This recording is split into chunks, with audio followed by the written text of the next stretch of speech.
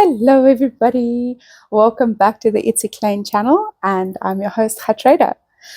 So this week I have been playing quite a lot with color, and I incidentally also have quite a lot of conversations about color when I was going about my crafty days. So I had a chat at the yarn room when I went through on Tuesday for the Tuesday night social. And we were talking about color and how you can put together a color palette that works.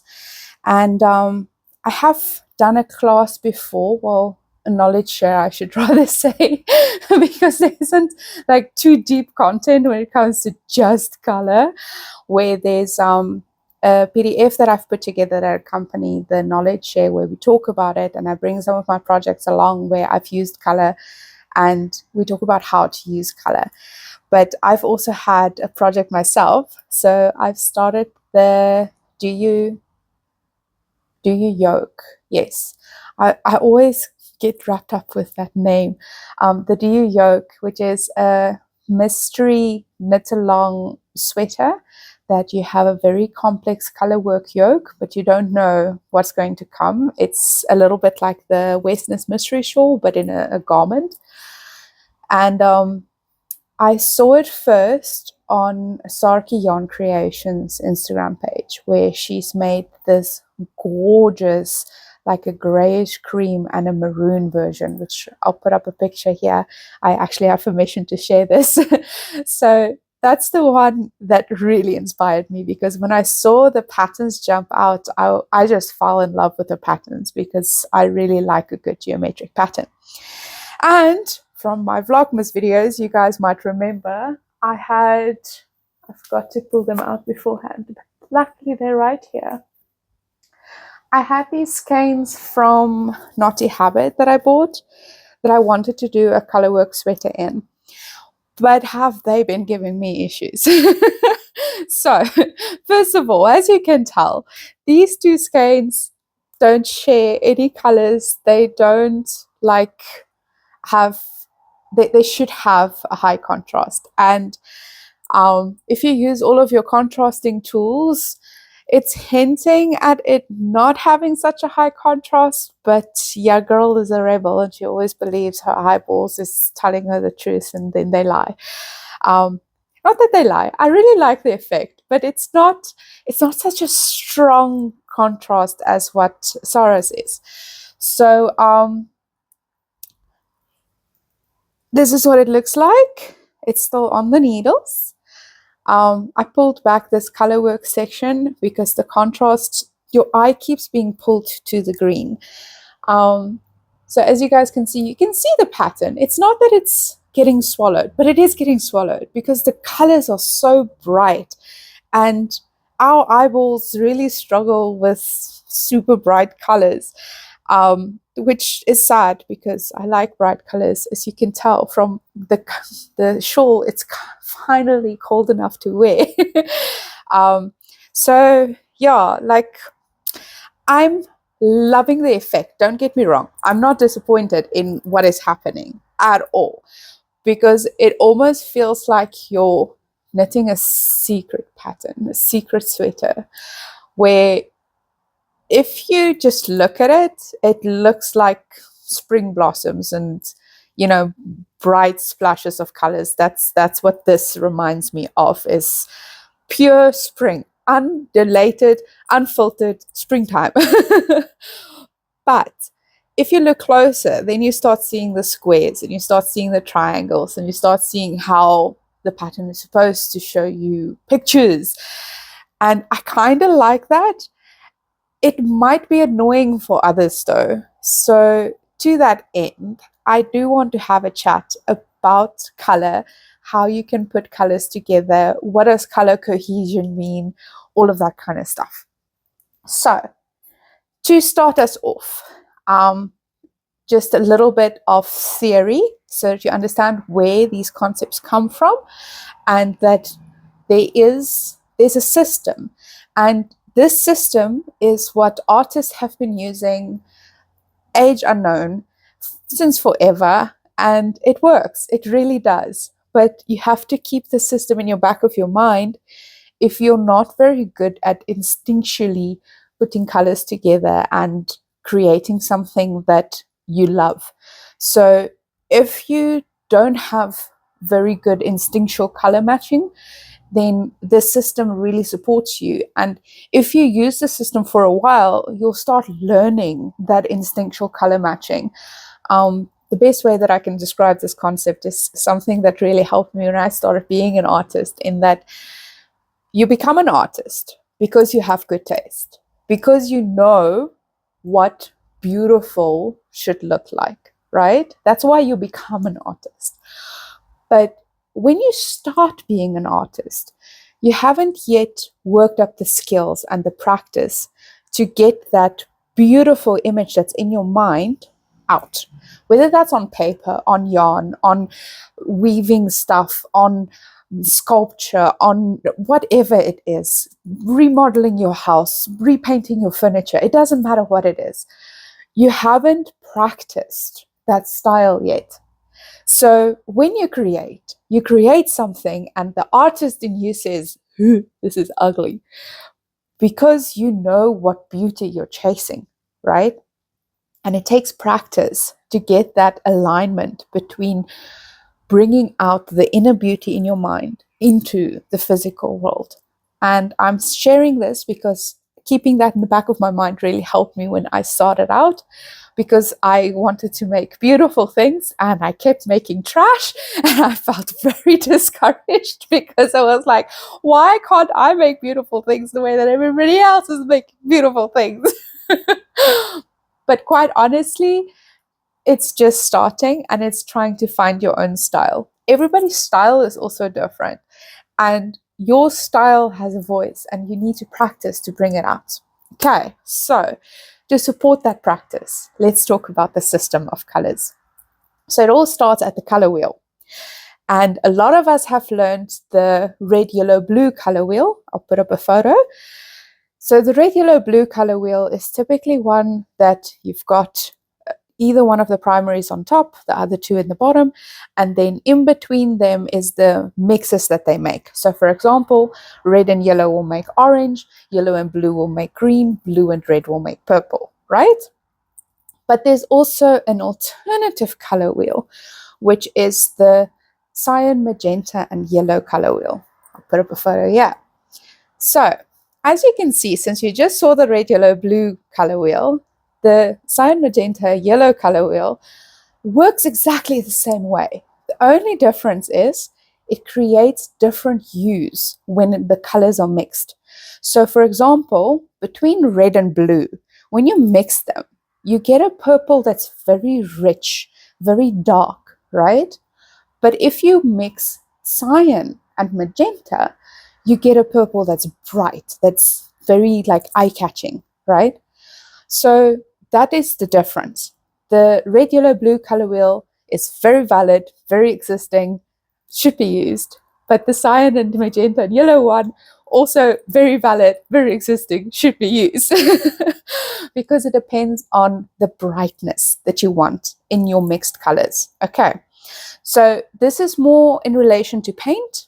But if you're thinking about yarn colors, you need to identify on which wheel your colors exist so that you can understand their hues and shades and tints as they then change. So for example, between these two, this one is very much on the cyan, magenta, and yellow one, and this one can exist on either one.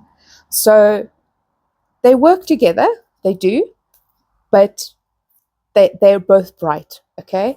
So that's why when they go together, even though they've got lots of contrast when I'm holding them like this, if you put on a black and white filter, you'll see that they don't have a lot of contrast.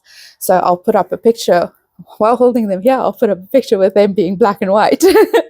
So then they don't have a lot of contrast. And the reason for that is because they are both very bright. So then your eye is being pulled to the brightness and not so much to the rest that is involved in these colors. Okay, so you've heard me use the words shade, tint, and tone. What it means. So a hue is the pure color. So it's the yellow, the blue, the red, the purple that is unadulterated, unchanged. The base of that color, the essence of that color, okay? A shade is if you take that hue and you mix black into it. So then that is going to create a darker color, okay? A tint is if you take that hue and you mix white into it. So pink, for example, is technically a tint of red because it's mixed with white. But it could also be a tint of magenta. So then it'll be a bit of a brighter pink, the way this one is. A tone, however, is when you mix gray in. So gray is effectively white and black together. So if you mix both in, you get a tone. So a tone tends to be a lot more muted, but it doesn't get as dark as the way that if you just mix black, because the white is still there to lift the color a little bit, but it all gets a little bit more muted. Okay. So then further to this, your colors are also typically split into warm and cool colors. So warm colors are typically your reds, oranges, yellows, all the colors that make you think of summer. Whereas your cooler colors are your greens, your blues, your purples, typically colors that makes you think of winter. Okay, so these two categories are just a way to categorize your colors so that if you want something that evoke warmth, you'll go for warm colors. If you want something that evoke coolness, you go for cooler colors. But it's just there for categorization. It doesn't mean anything. You're not a cool person or a warm person. You can be any kind of person. So it comes down to what colors you enjoy wearing. So I hear a lot that a lot of people are saying, oh no, I can't wear red. I'm a cool person. Like, no, your skin tone has a lot to do with it, sure. But I personally feel wear the colors that makes you happy. Because even if a red makes you look a little bit more pinkish in your face, but it makes you happy, I would rather see a joyful person than somebody that's like, oh, I have to wear cool colors, but I look cool at least. You know? But yeah, cool. So now let's talk about how we can mix these colors to get color combinations. So since Samuel have sent me many boxes of many mohairs, I have drawn from them so we can talk about them in person. So let's start off with this lovely yellow. It's a very bright yellow. This yellow's complementary color is purple. So if you pair it with a very bright purple, so this one is a bit darker because you can see the black in it, right? But it's still a bright purple. You can see how these two colors are very strong contrast, but they work together. They are friends. This is, by the way, AJ's favorite color combination. So yeah, they want to be together, okay? So now if you take the yellow away, and you take the two colors that's next to it on the color wheel. So next to yellow will be green and orange, right? Now you have what they call a triadic color scheme. So the yellow and purple was complementary, right? So this is now triadic, okay?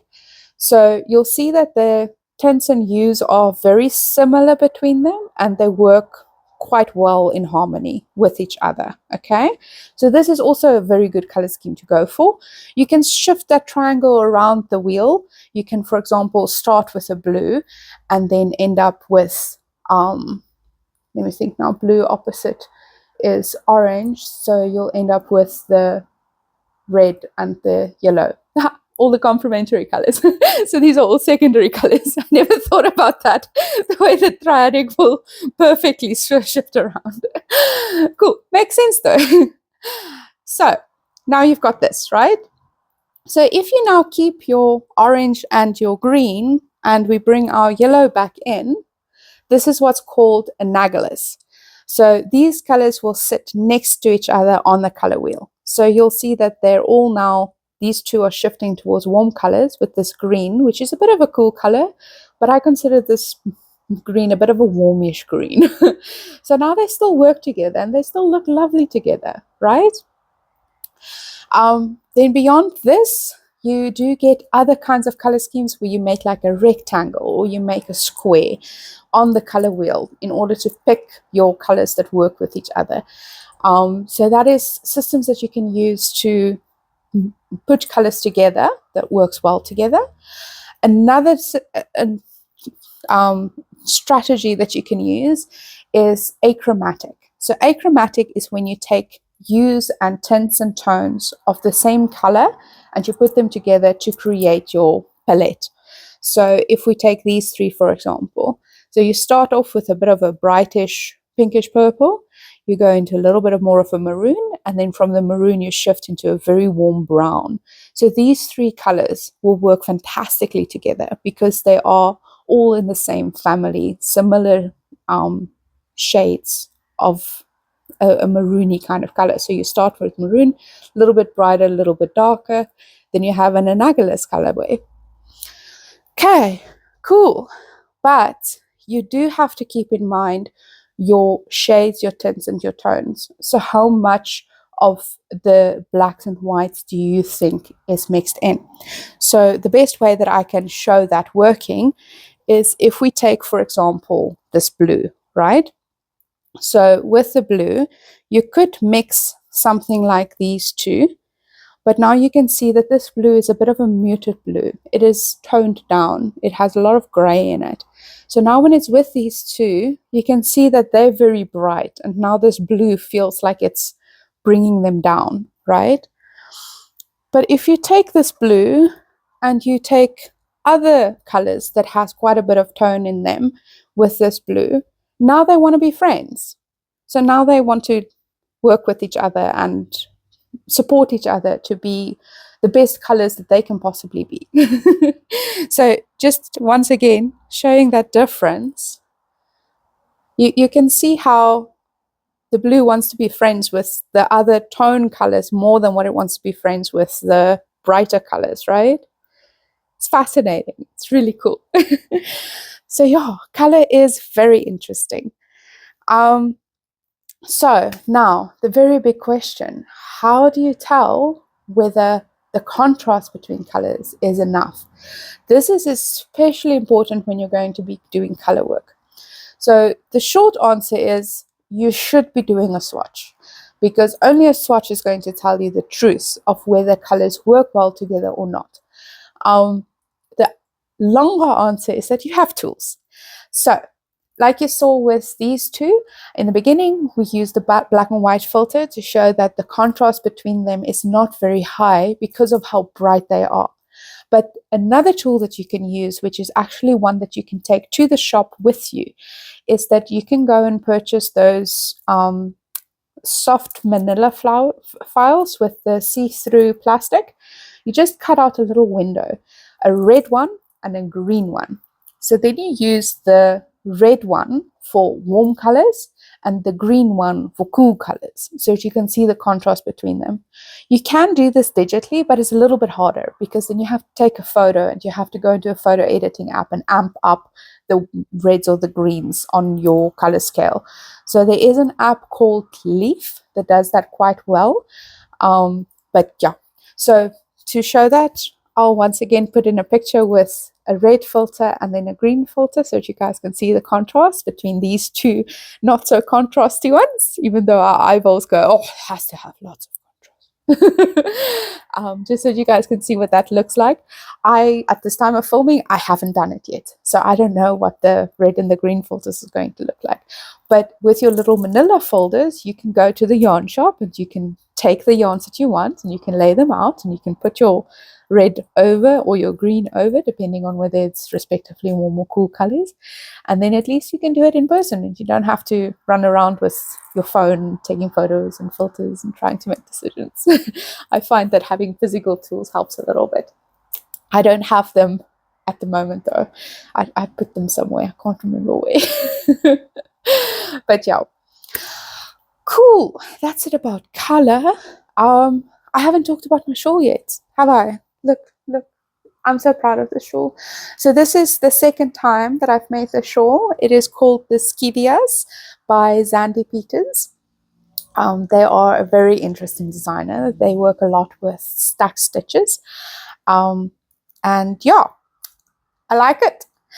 The yarns that I use for this one is Miss Lamotte's 2023. Oh, no, not Miss Lamotte's. Luna's 2023 Christmas bag.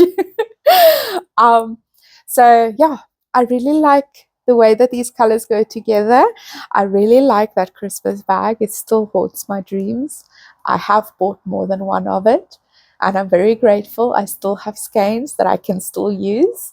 It brings me great joy knowing that they're there, because they're probably some of my favorite colors in the world. And yeah, before we close out, little update on my cross stitch. We've got the ghosty in, and I've started to fill out the back. So there's going to be lots more pink coming in, and the ghosty will be white. And then I'll be working my way up to the top of the tarot card. So that will then show the number at the top and have a similar banner to this one. But yeah, very excited to work on this. I find that I prefer to work on it over weekends, because at night the light tends to be difficult. So if I can have natural light and work on it, it's a lot easier on my eyes than electric light. But I do have this overhead light that my dad bought me yonks ago, that it still works and I still use very often. That really helps with that. But yeah, I find my eyes just gets quite tired. But yeah, cool. That is it for episode 8 of the Ietsie Klein Podcast. Thank you so much for listening and spending your time with me. I really had a lot of fun. And yeah, I'll see you in the next one. Bye.